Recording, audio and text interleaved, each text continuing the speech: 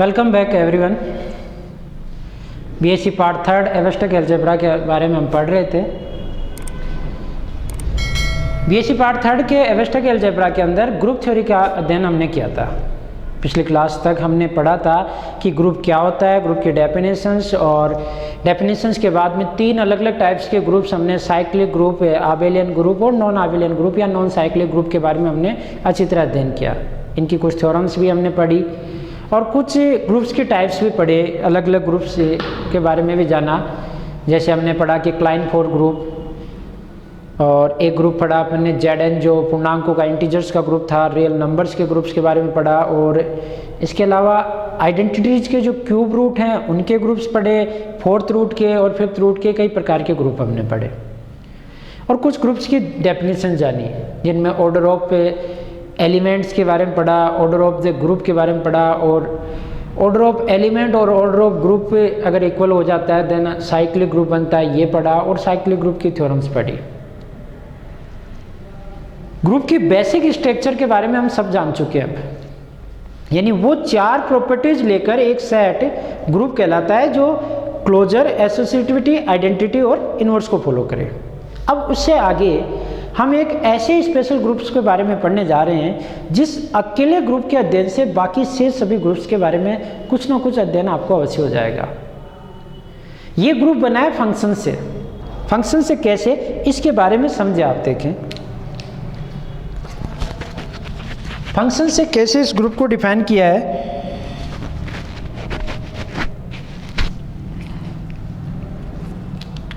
जैसे सपोज कह रहे हैं ये एक सेट है ए, अल्फा, बीटा, गामा, ये तीन एलिमेंट लेकर इस सेट को बनाया गया। अब मैं इस सेट के इन तीन एलिमेंटों, ये सेट एस है, ये तीन एलिमेंट अल्फा, बीटा, गामा, ये इधर भी अल्फा, बीटा, गामा, इस एक ही सेट पर मैं क्या कर रहा हूँ, फंक्शंस बना रहा हूँ। सेट एस से एस पे क्या बना रहा हूँ, फंक्शंस बना रहा हूँ।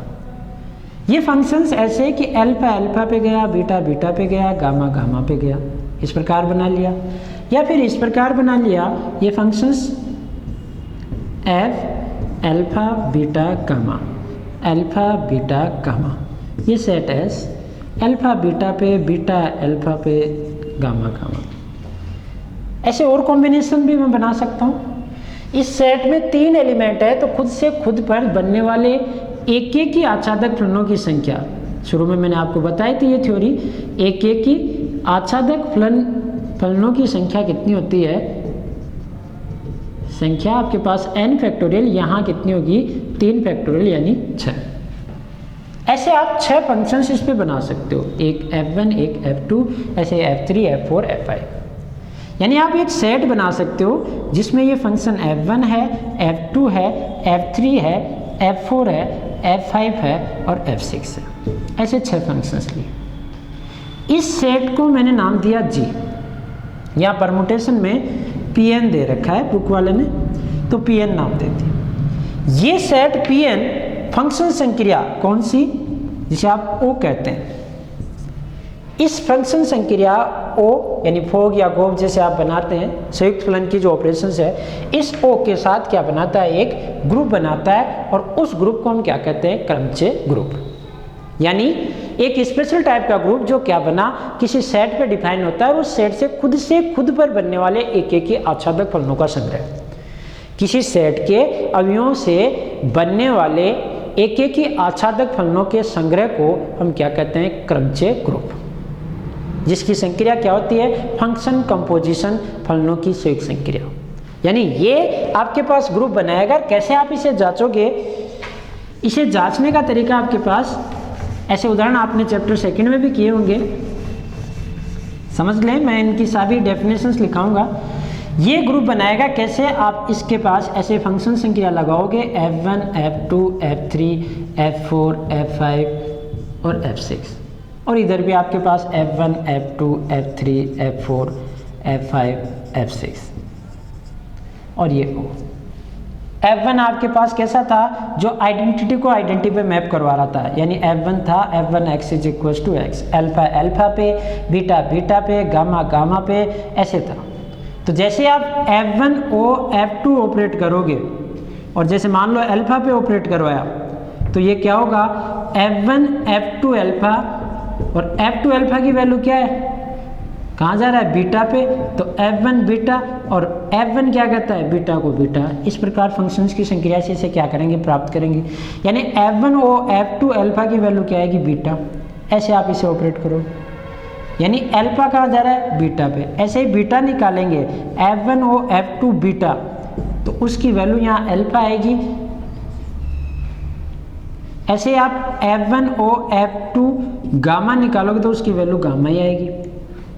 यानी अल्फा बीटा पे जा रहा है, बीटा अल्फा पे जा रहा है, गामा गामा पे, अल्फा बीटा पे, बीटा अल्फा पे और गामा गामा पे। ऐसा काम कौन कर रहा है, F2। यानी F1 को F2 से ऑपरेट करवाया तो आपके पास क्या आ रहा है, F2 ही। ऐसे ही F1 को F1 से करवाओगे, F1 ये F2, F3, F4, F5, ऐसे F6, ये आप ऑपरेट करके देखोगे। ऐसे इधर ऐसे निकालोगे F2, F3, F4, F5, F6, F2 को F2 से ऑपरेट करना, ये सारे एलिमेंट हमको मिलेंगे। और वो 4 प्रॉपर्टीज की एक क्लोजर है, एसोसिएटिविटी है, आइडेंटिटी को फॉलो करता है, इन्वर्स इसमें प्रत्येक एलिमेंट का है, उससे हम क्या कह सकते हैं कि ये एक ग्रुप बनाता है। अब कैसे वो 4 प्रॉपर्टी फॉलो करेगा, आप जानते हो 2 एक के आच्छादक फलनों का संयुक्त फलन भी क्या होता है, एक के आच्छादक। तो फंक्शन संक्रिया आपके पास जो कंपोजिशन है और जो एक ही सेट पेयर एक के आच्छादक फलनों की है तो वो क्लोजर होगी, क्योंकि combination of 2 1 1 on 2 function is also 1 1 on 2 functions, so it is closure. Associativity function संक्रिया के लिए आप 12th से सिद्ध करते आए हो कि FOGOH is equals to FOGOH। ये एसोसिएटिव होती है फंक्शनों की संक्रिया, और एक के आच्छादक है तो उनके लिए भी होगी। फंक्शन ही एसोसिएटिव होते हैं तो एक के आच्छादक फलन भी होंगे। आइडेंटिटी, ये आइडेंटिटी फंक्शन आपके पास देख लो, यानी जो खुद को खुद पे मैप कर रहा है, fx is equals to x, ऐसा फंक्शंस क्या होंगे आपके पास, तत्समक फलन इस क्रमचय ग्रुप के अंदर। इनवर्स आप जानते हो एक के आच्छादक फलन ही एकमात्र ऐसा फलन है जिसका इनवर्स फंक्शन क्या करता है, सदैव एग्जिस्ट करता है। आप इस फंक्शंस का इन्वर्स चाहते हो तो अल्फा बीटा पे जा रहा है तो उल्टा इन्वर्स होगा बीटा अल्फा पे, अल्फा बीटा पे, गामा गामा पे, तो इसका इन्वर्स भी एग्जिस्ट करता है। तो प्रत्येक फंक्शंस का इन्वर्स भी एग्जिस्ट करेगा और ये आपके पास क्या बनाएगा, एक ग्रुप बनाएगा, और उस ग्रुप को हम क्या कहेंगे, क्रमचय ग्रुप। ये आबेली होगा या नहीं, आप जानते हो फंक्शन संक्रिया आबेली नहीं होती, फोक ग्रुप के इक्वल नहीं होता, तो ये आबेली ग्रुप नहीं है। स्पेशल केसों में ये आबेली हो सकता है पर ऑलवेज ये आबेली नहीं है। तो क्रमचय ग्रुप जो बनता है वो आबेली ग्रुप नहीं होता। तो समझा हमने क्या कि क्रमचय ग्रुप में से ग्रुप शब्द को हटाएं तो पहले बात करते हैं हम किसकी, क्रमचय की। तो क्रमचय क्या है, किसी भी समुच्चय पर खुद से खुद पर परिभाषित एक की आच्छादक फलन, उसका क्या कहलाता है, क्रमचय कहलाता है। फिर क्रमचयों के इन कलेक्शंस को क्या बनाते हैं, हम एक ग्रुप के रूप में पढ़ते हैं और ग्रुप बनाते हैं इनसे एक, जिसको क्या कहते हैं, क्रमचय ग्रुप। अब धीरे धीरे हम किस प्रकार पढ़ेंगे, पहले जानेंगे क्रमचय क्या होता है, उसका इन्वर्स कैसे निकालते हैं, आइडेंटिटी कैसे निकालते हैं, 2 क्रमचयों का ऑपरेशंस कैसे करते हैं या उनका गुणा कैसे करते हैं। क्रमचय शब्द का दूसरा मतलब क्या है, एक के आच्छादक फलन। जब भी कोई क्रमचय बोले आप माइंड में, बैकअप ऑफ माइंड में ये रखें कि हम किसकी बात कर रहे हैं, एक की आच्छादक फलन की। तो देखें, परिभाषित करते हैं हम, धीरे धीरे आपको ये सारा समझ में आ जाएगा। हेडिंग डाल लें, चैप्टर 3 JPH बुक के हिसाब से चैप्टर 3 और यूनिट 1 का ये भाग, और मोस्ट इम्पोर्टेंट क्रमचय ग्रुप। यहाँ से एक क्वेश्चन आपके पास एग्जाम में मिलेगा।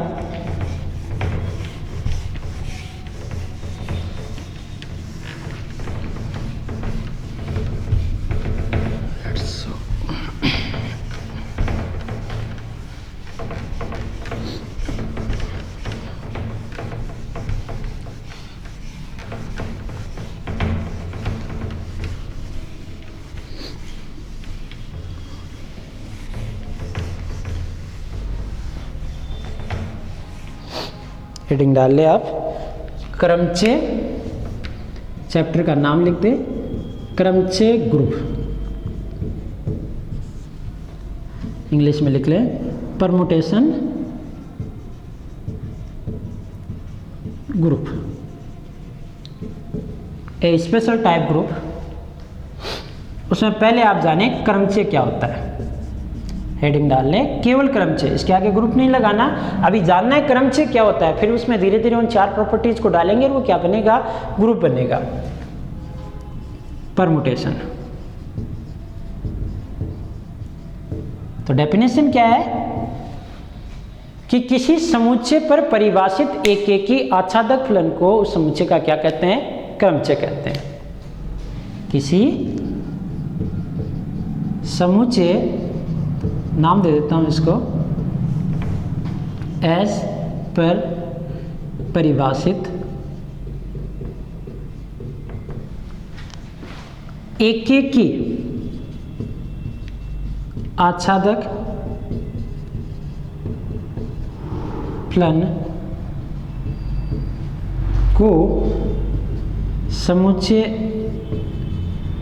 एस का क्रमचय कहते हैं।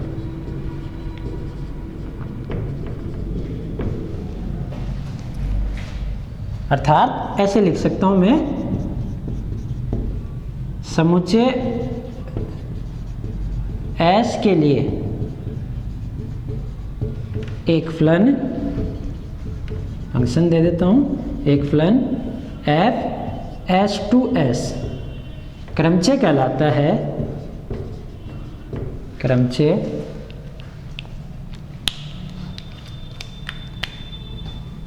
कहलाता है यदि एस एकेकी, सॉरी एफ जो फंक्शन बनाया एफ एकेकी आच्छादक हो। ये एकेकी आच्छादक हो तो ये क्या कहलाएगा, आपके पास क्रमचय कहलाएगा। एग्जाम्पल के तौर पर यहाँ नोटेशन भी दे देते हैं। चलो पहले एग्जाम्पल ले लेते हैं। समुच्चय S is equals to alpha beta, एक समुच्चय बनाया S is equals to alpha beta पर परिभाषित सभी क्रमचय, सभी क्रमचय, क्रमचय का मतलब एक एक ही आच्छादक फलन प्राप्त कीजिए। एक सिंपल सा एग्जाम्पल लिखा कि इस सेट जिसमें 2 एलिमेंट हैं अल्फा और बीटा, इस पर डिफाइन ऑल परमुटेशंस आपको क्या करने हैं, फाइंड करने हैं। तो देखो S के लिए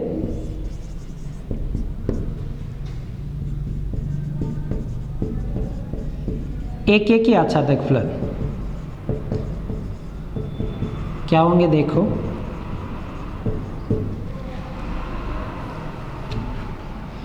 एक इस प्रकार का,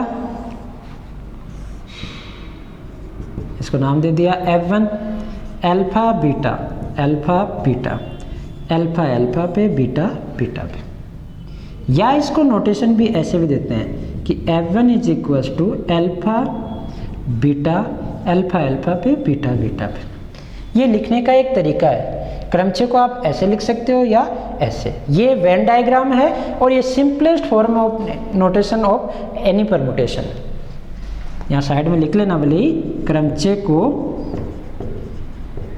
प्रदर्शित करने का तरीका।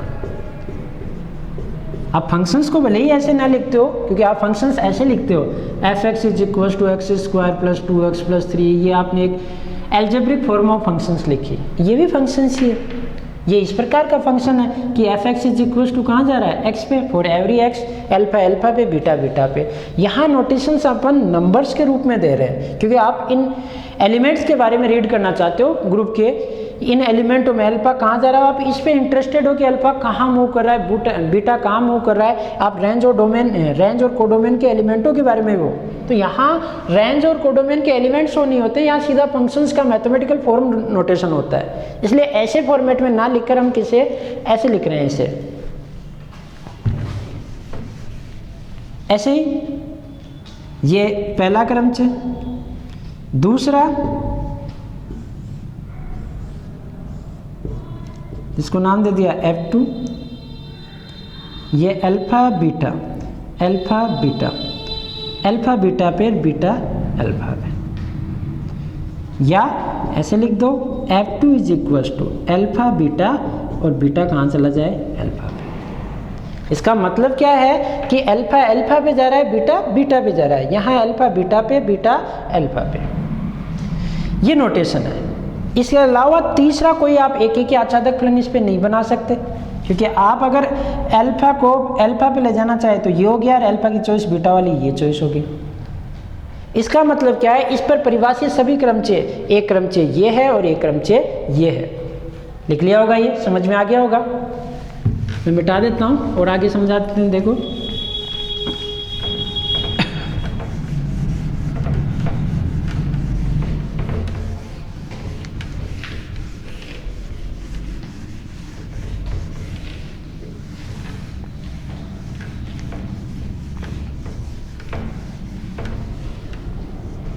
अर्थात ये हुआ कि अतः S is equals to alpha beta के लिए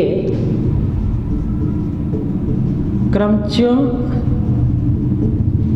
का समुच्चय क्या होगा, जिसे नाम दिया P2। एक सिंबल S2 से भी देते हैं, कोई P2 से भी देते हैं, S2 से भी देते हैं। ये एक मैंने नोटेशन दिया है P2, उसमें कौन है, F1 और F2, ये दो एलिमेंट है। F1 कैसा, इस प्रकार का, F2 किस प्रकार का, इस प्रकार का। ये दो नोटेशंस F1 और F2 से आपके पास ये क्या बना, क्रमचयों का समुच्चय। ऐसे ही आप 3 एलिमेंटों के लिए बन सकते हैं, ऐसे 4 एलिमेंटों के लिए। आगे बनाने से पहले कुछ नोट लिख लें।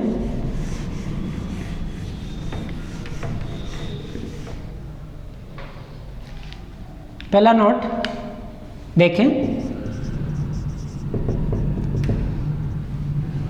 ये आपको पता लगा कि अगर किसी सेट में n एलिमेंट है तो उस पे क्रमचयों की संख्या कितनी होगी, n फैक्टोरियल, क्योंकि उस सेट से खुद पे बनने वाले एक एक की आच्छादक फलनों की संख्या ही क्या होती है, क्रमचयों की संख्या। तो अगर सेट में नंबर ऑफ एलिमेंट n है तो एक एक के आच्छादक फलन कितने होते हैं, n फैक्टोरियल, अर्थात क्रमचय भी कितने होंगे, n फैक्टोरियल। तो यहाँ से ये नोट पहला लिख ले कि किसी समुच्चय S में यदि n अवयव हैं तो इस पर परिभाषित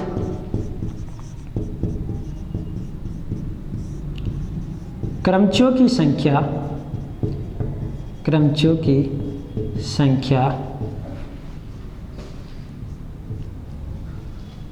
दूसरी भाषा में क्या लिख दूं मैं, 1 1 एंड ऑन टू फंक्शंस की संख्या। बात वही है कि 1 1 एंड ऑन टू फंक्शंस की संख्या कहो या क्रमचयों की संख्या, n फैक्टोरियल होगी।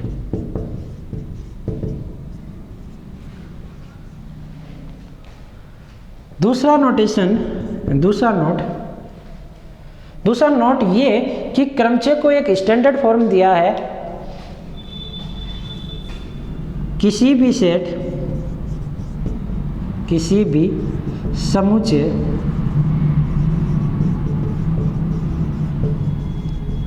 S इज इक्वल्स टू, मैं नाम देता हूं समुच्चय में x1 x2 x3 dot dot xn पर परिभाषित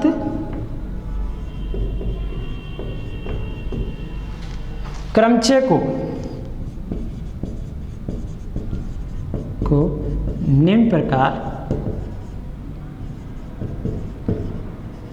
प्रदर्शित किया जाता है।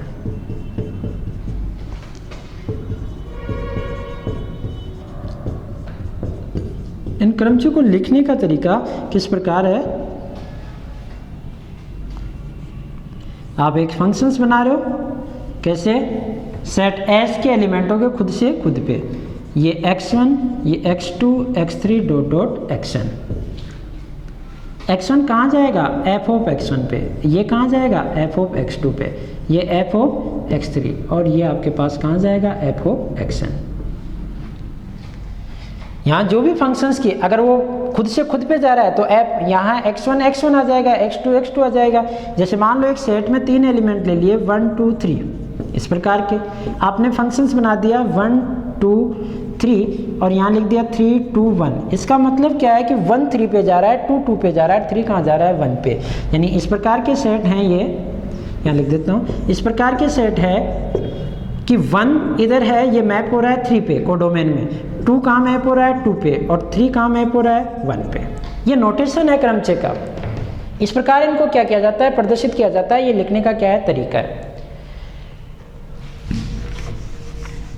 इसमें 2 पंक्तियां और ये स्तंभ है। ये तो खड़े वाले तो इसके क्या है स्तंभ और आड़ी क्या है इसके पास पंक्तियां। आपके पास अगर आप एक क्रमचय को ऐसे लिख रहे हो 1 2 3 3 1 2 तो आप इसको ऐसे भी लिखोगे तो भी कोई फर्क नहीं पड़ेगा। 1 3 पे जा रहा है यहाँ 3 पे, 3 2 पे जा रहा है 3 2 पे, 2 1, ये बोथ आर सेम, ये इसके इक्वली है। क्योंकि 2 1 पे जा रहा है, आप उसे पहले पढ़े या बाद में पढ़े कोई फर्क नहीं है। जनरली लिखे ऐसे जाएंगे बुकों में कि एक क्रमिक ऑर्डर से लिखेंगे, पर ऐसा कोई सेंस नहीं है। आप किसी भी स्तंभ को किसी भी स्तंभ से क्या कर सकते हो, रिप्लेस कर सकते हो। स्तंभों को एक दूसरे से क्या किया जा सकता है, प्रतिस्थापित किया जा सकता है। तो चाहे तो आप इसे भी नोट के रूप में लिख लें, नहीं समझ गए तो कोई अच्छी बात है, लिख ले। भले ही तीसरा कि क्या है कि किसी भी क्रमचय में स्तंभों को एक दूसरे से प्रतिस्थापित किया जा सकता है। किसी भी क्रमचय में स्तंभों को एक दूसरे से प्रतिस्थापित किया जा सकता है। तो ये समझ गए कि क्रमचय क्या है, किसी भी सेट पर परिभाषित एकेकी आच्छादक फलन। अब इनकी संख्या क्या है, उन क्रमचयों का समुच्चय। वो समुच्चय उस संक्रिया कौन सी, फंक्शन संक्रिया कंपोजिशन ओ के साथ फंक्शन ग्रुप बनाएगा, वो बात हम आगे पढ़ेंगे। पहले हम ये जानते हैं कि क्रमचय होता क्या है। होता क्या है कि किसी भी सेट पे परिभाषित एकेकी आच्छादक फलन्स। एक उदाहरण और देता हूं, देखो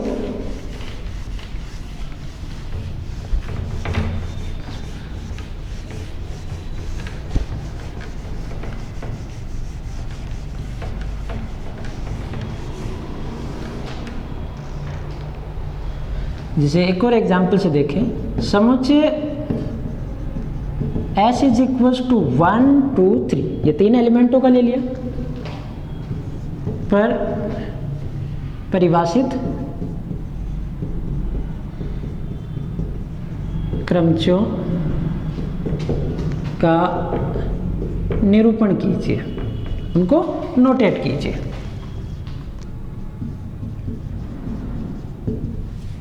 तो देखो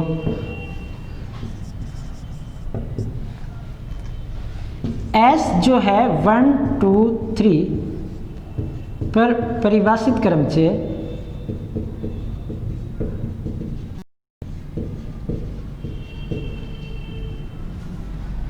पहले का नाम दे देते हैं F1। आप इन्हें कुछ भी नाम दे सकते हैं। जनरली ये 1 1 on 2 फंक्शन है, इसलिए मैं F1 लिख रहा हूँ। बाकी बुकों में सिग्मा पाई कुछ भी इनका नोटेशन, रो फाई, कोई भी नोटेशन इनको दे सकते हैं आप। तो परिभाषित क्रमचय मैं पहला लिख रहा हूं F1।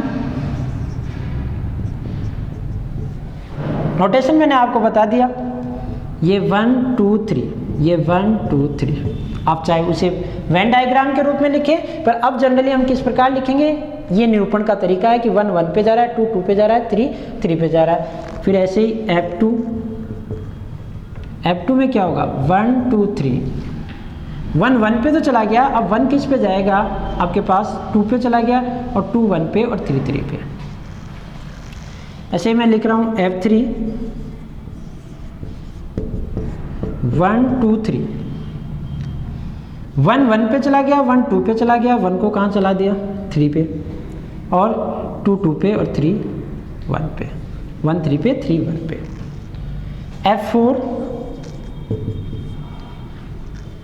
ये यूनिक है, इसमें देखें कि 1 2 पे चला गया और 2 1 पे गया था, अब 2 को कहाँ भेज दें, 3 पे, और 3 को कहाँ भेज दें, 1 पे, ये भी हो जाएगा। F5 1 2 3, 1 3 पे चला जाए और 2 3 पे चला जाए, सॉरी 2 1 पे चला जाए और 3 2 पे चला जाए। 1 3 पे था, 1 3 पे, 2 1 पे, 2 1 पे, और ये इन दोनों अलग है। एक और F6 5 हो गया, F6 1 2 3, 1 आपके पास कहाँ चला जाए 1 पे, ये इसका कॉम्बिनेशन, 1 1 पे, 2 3 पे और 3 2 पे। इस प्रकार ये 6 फंक्शंस बनेंगे और ये 6 फंक्शंस आपके पास क्या बनाएंगे, क्रमचय, परिभाषित 6 क्रमचय हैं ये। जैसे आप इनको वैसे देखोगे फंक्शंस के रूप में तो ये F1 है और इसमें क्या हो रहा है 1 2 3, 1 1 पे, 2 2 पे और 3 3 पे। उसको देखोगे सेकंड वाले को तो ये किस प्रकार है, जो F2 है वो किस प्रकार है आपके पास 1 2 3, आपका 1 कहाँ जा रहा है 2 पे, 2 कहाँ जा रहा है 1 पे, 3 कहाँ जा रहा है 3 पे।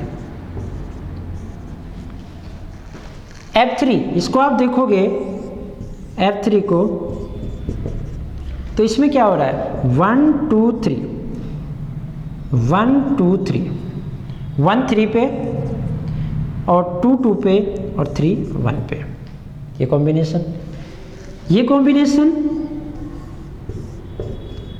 F4 1 2 3, 1 2 3, 1 का कॉम्बिनेशन 1 2 पे और फिर इसमें क्या है 2 3 पे और 3 1 पे। ऐसे ये कॉम्बिनेशन F5 1 2 3, 1 2 3, 1 3 पे, 2 1 पे और 3 2 पे। और लास्ट ये कॉम्बिनेशन आपके पास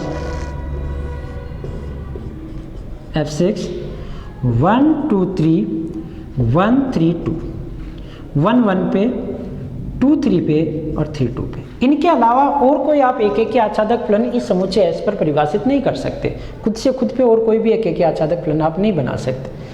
ये 6 एक एक आच्छादक फलन बने और ये 6 इस पे क्या है क्रमचय। तो इस समुच्चय पे परिभाषित क्रमचयों की संख्या कितनी है 6। अर्थात यहाँ लिख सकते हैं आप समुच्चय S पर परिभाषित क्रमचयों की संख्या वो कितनी हो गई 3 फैक्टोरियल यानी 6। ये 6 क्रमचय बने। आप ऐसे नोटेशंस फंक्शंस के रूप में यहाँ नोटेशन नहीं करेंगे, हम इस प्रकार का ही नोटेशन इन्हें देंगे। इसका मतलब क्या है, ये है आपने कैसे बनाया, ये पहले 1 का 1 से, 2 का 2 से, 3 का 3 से सारे कॉम्बिनेशन बनाने थे। अब 1 को 1 से एक कॉम्बिनेशन ये और बन गया, 1 का 1 से, बाकी 2 3 पे चला जाए, 3 2 पे चला जाए, 1 वाला काम खत्म। ऐसे ही 2 2 बनेंगे सबके, 1 2 का 1 2 का और 1 3 का 1 3 का। 1 का 1 से कॉम्बिनेशन 2, 1 के 2 से कॉम्बिनेशन बाकी 2 को कम्यूट करवा दो, 1 का 3 से कॉम्बिनेशन बाकी को 2 से कम्यूट करवा दो। ऐसे ही आप 4 एलिमेंट लेकर किसी समुच्चय में आप क्रमचय बना सकते हैं। 4 एलिमेंट से कितने बनेंगे 4 फैक्टोरियल 24, 5 एलिमेंट से 120, ये संख्या बहुत तेजी से बढ़ेगी। अब 120 आपने बनाए 5 एलिमेंट से तो 120 ऑर्डर का ग्रुप बनेगा। तो फिर आपके दिमाग में ये आ रहा होगा कि 1 से 1 ऑर्डर का, 2 से 2 ऑर्डर का, 3 से 6 ऑर्डर का, 4 से 24 ऑर्डर का, 5 से 120 ऑर्डर का। अब 4 से 24 का बन रहा है, 5 से 120 का, तो बीच के कहाँ गए, बीच के इनके सब ग्रुप होंगे जिन्हें आप आगे पढ़ेंगे चैप्टर 4 में हम जानेंगे कि सब ग्रुप क्या होता है। तो उनके डिविजर्स ही होते हैं। तो इस प्रकार क्रमचयों के ग्रुप बनते हैं।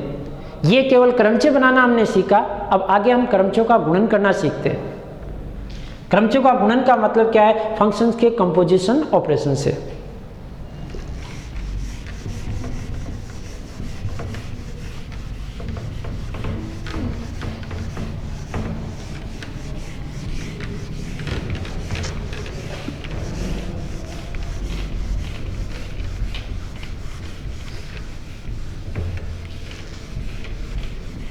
हेडिंग डाल लें आप 2 क्रमचयों का गुणन या क्रमचय गुणनफल, सीधी सी हेडिंग डाल लें क्रमचय गुणन, permutation multiplications, permutation multiplications. Multiplication, क्रमचय गुणन, इसका क्या से है, इससे मतलब क्या है ये हम जानते हैं। देखो जैसे मान लो मैंने एक क्रमचय लिखा इस प्रकार का, f इज इक्वल्स टू 2 3 4 3 4 और 2, मेरा सेट था उसमें 2 3 4 एलिमेंट थे, वहाँ से उठा लिया। एक क्रमचय लिखा g, उस प्रकार का है 3 4 2, यहाँ लिख दिया 4, कुछ और लिख देते हैं 3 और यहाँ 4 था और इसको लिख देते हैं 4 और इसको 2, ऐसा कर दिया। अब इन दोनों क्रमचयों को क्या करेंगे हम, गुणा, एफ ओ जी, एफ ओ जी या जी ओ एफ, ये दो अलग अलग बातें हम निकाल सकते हैं। क्रमचय फंक्शंस के लिए इसे आप फोक से लिखते हैं, क्रमचय के नोटेशन में हम इसे सिंपली कैसे दे देंगे, एफ जी। डेफिनेशंस बाद में लिखेंगे, पहले समझे इसे क्या है। एफ ओ जी या एफ जी, केवल एफ जी, इसको कैसे लिखा जाएगा आपके पास 2 3 4 और 3 4 2, और इधर आपने लिखा 3 4 2 3 4 2, आप इन्हें गुणा करने जा रहे हैं, इसे क्रमचय मल्टीप्लिकेशंस कहते हैं। अब ये कैसे ऑपरेट होगा, आपके पास पहले यहाँ 2 3 पे जा रहा है, यानी पहले आप 2 का निकालते हो, एफ ओ जी 2 की मैपिंग निकालोगे तो आप इसे कैसे लिखोगे, एफ जी ऑफ 2, जी के अंदर 2 कहाँ जा रहा है, 2 पे, आप इसे कैसे लिखोगे, एफ 2, एफ के अंदर 2 कहाँ जा रहा है, 3 पे, यानी ये 2 इस गुणन में कहाँ जा रहा है, 3 पे। ऐसे ही निकाला एफ ओ जी 3, तो इसे आप कैसे लिखोगे, एफ जी 3, इसे आप लिखोगे एफ जी 3, जी 3 का मतलब क्या है, जी के अंदर 3 कहाँ जा रहा है, 3 पे, और एफ में 3 कहाँ जा रहा है, 4 पे, तो इसकी वैल्यू क्या आएगी, 4। ऐसे ही आप निकालोगे एफ ओ जी 4, तो इसे एफ जी 4, जी के अंदर 4 कहाँ जा रहा है, 4 पे, एफ 4, और एफ में 4 कहाँ जा रहा है, 2 पे। इन तीनों से आपके पास क्या मिला, इन दोनों का गुणा, यानी एफ इंटू जी जिसे आप कहोगे, यहाँ तो आप लिख दे 2 3 4, 2 कहाँ जा रहा है, 3 पे, 3 कहाँ जा रहा है, 4 पे, और 4 कहाँ जा रहा है, 2 पे। आपको पता लग गया होगा।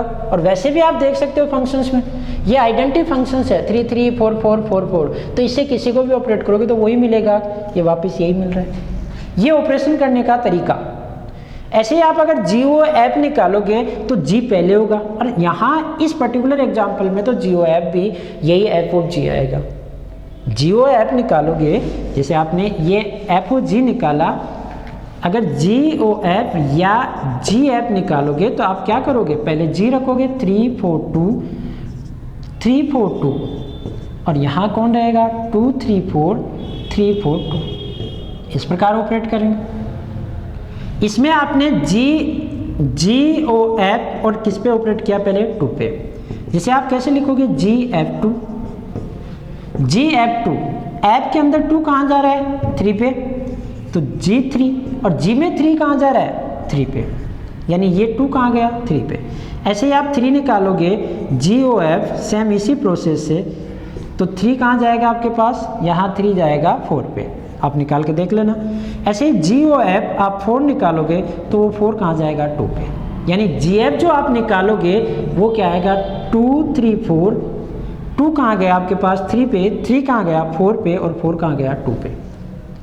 संयोगवश यहाँ एफ जी और जी एफ दोनों सेम आ रहे हैं, कारण कि ये आइडेंटिटी है, और आइडेंटिटी से आप किसी को भी मल्टीप्लाई करें किधर भी बराबर आएगा। पर हमेशा ऐसा कोई जरूरी नहीं है। अगर मैं इसको इस प्रकार बना दूं, 3 को 1 पे भेज दूं और 3 को इनमें से किसी पे, 3 4 पे चला गया, 3 2 पे गया, और 4 3 पे गया, और 2 किस पे चला गया, 4 पे। अब ऑपरेट करोगे तो एफ ओ जी ओ एफ के इक्वल नहीं आएगा, आप करके देख लेना भले, उस कंडीशन में ये दोनों इक्वल नहीं आएंगे। ये ऑपरेशन करने का एक तरीका। अब ये थोड़ा लेंथी तरीका है, ऐसे बार बार आप इनको ऑपरेट करोगे, तो इससे शॉर्ट कैसे बनाया जाता है पहले ये समझ लें, फिर आप डेफिनेशंस बाद में लिख लेना।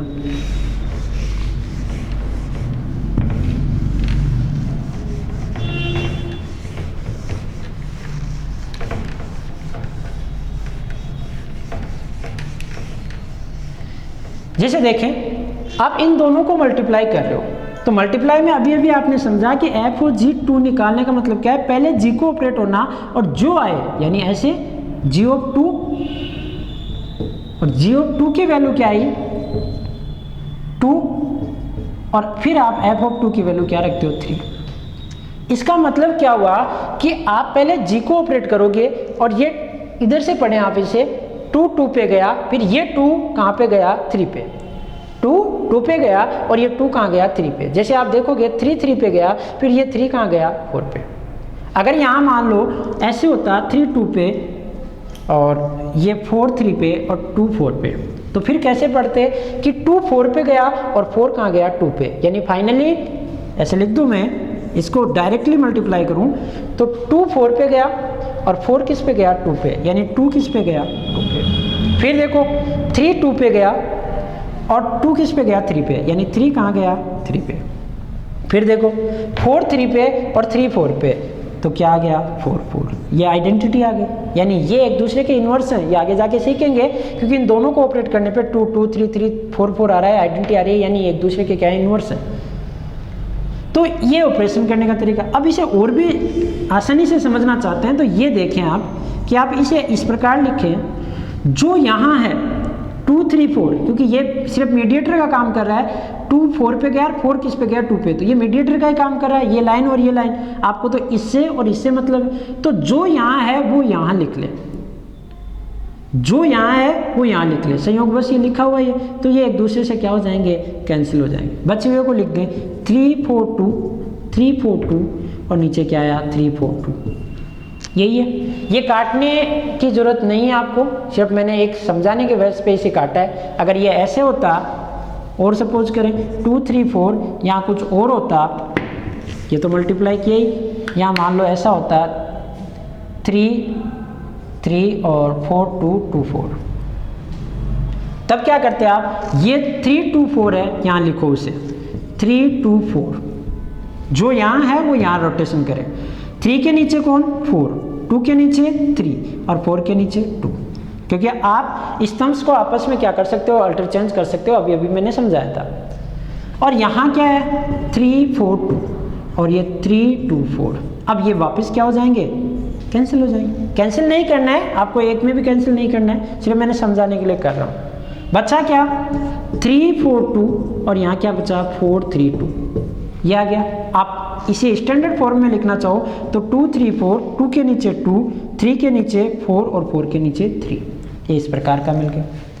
ये ऑपरेशंस करने का एक क्या है डायरेक्टली तरीका, कि जो यहाँ है इसके नीचे वाले स्तंभ है उसको आप एज इट इज, जो नीचे वाली पंक्ति में है वो यहाँ इसके ऊपर वाली पंक्ति में बना दो इसे देखकर, और ये दोनों एक दूसरे से कैंसिल आउट और ये आपके पास मैप हो जाए। क्योंकि ये मीडिएटर का काम कर रहा है, जी पहले आपको क्या निकालनी है, पहले जी की मैपिंग, और जो जी की मैपिंग है वो कहाँ जाएगी एफ की मैपिंग पे, तो ये जी की जो फाइनल मैपिंग है और जो एफ का एलिमेंट है वो दोनों तो सेम होनी चाहिए, और वो सेम ही होते हैं, तो ये 3 तो ये 3, ये 2 तो ये 2, ये 4 ये 4, फिर आपके पास ये दोनों बचे हैं वो आंसर हो जाएंगे।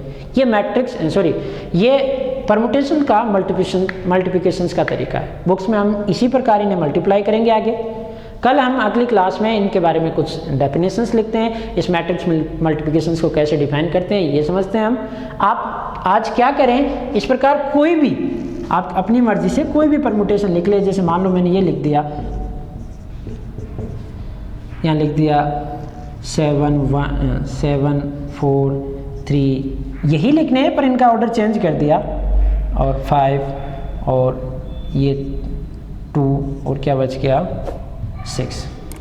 यहाँ सेट कौन सा लिया है मैंने 2 3 5 4 6 7, 1 नहीं लिया, और अगर 1 है तो इसमें फिर 1 आपके पास 1 1 पे जा रहा है, उसको लिखने की जरूरत नहीं थी, ये आगे समझेंगे हम। ऐसे ही एक और उठा लेना कोई भी मर्जी से 2 3 5 4 7 6, कुछ भी जनरल जो भी हो आपने लिख दिया, यहाँ पे मान लो 4, कुछ भी लिख लेना, और उनको आप क्या करना मल्टीप्लाई करने की कोशिश करना इस तरीके से भी, और फंक्शंस की कंपोजिशन ऑपरेशन से भी, जिससे आपके पास क्रमचय मल्टीप्लिकेशंस पे प्रैक्टिस हो। कल हम इनकी डेफिनेशंस को राइट करते हैं और जानते हैं कि अलग अलग प्रकार से क्रमचय को कैसे लिखा जा सकता है, इन्वर्स कैसे निकालते हैं और इसकी आइडेंटिटी कैसे निकालते हैं। फिर आगे बढ़ेंगे हम क्रमचय ग्रुप पे। तब तक के लिए थैंक यू।